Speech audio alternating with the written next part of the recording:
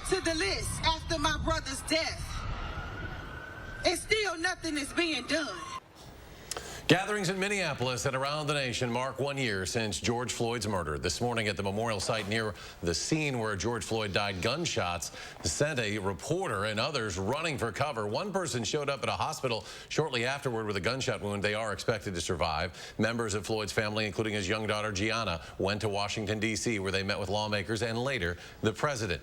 President Biden had asked Congress to pass police reform legislation by today's anniversary, but lawmakers did not meet that goal. And Floyd's murder, of course, sparked months of protests throughout the country, including right here in Madison. People marched through downtown day and night demanding change. Gabriela Becerra shares what community leaders say has changed since Floyd's death and what still needs to be done. Gabby?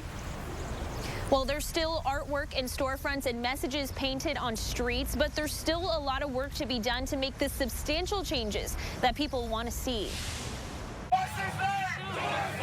1 year later, the emotions are still strong. Seeing the video and social media, it just broke my heart. I still remember the officers, former officers' face, and the other officers who stood around and did nothing shocked me equally. Madison Police Chief Sean Barnes joined Michael Johnson and other community leaders in April to watch a jury find Derek Chauvin guilty of killing George Floyd. The conclusion to a trial, but not to the larger issue at hand. This incident won't be the last time we see a situation like this. You know, since Mr. Floyd was killed, there's been hundreds of other police-involved shootings.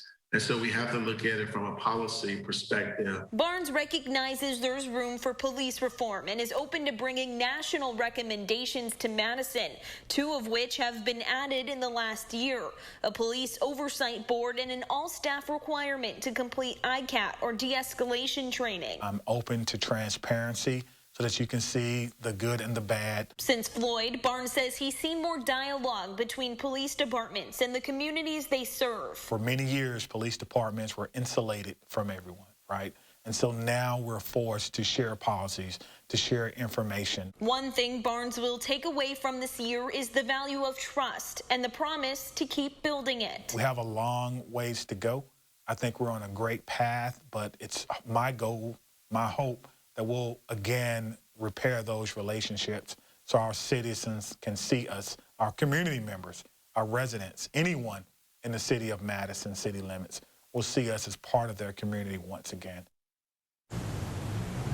Madison Police Department shared a list of national recommendations for police reform since George Floyd. We'll have that list on our website, channel3000.com.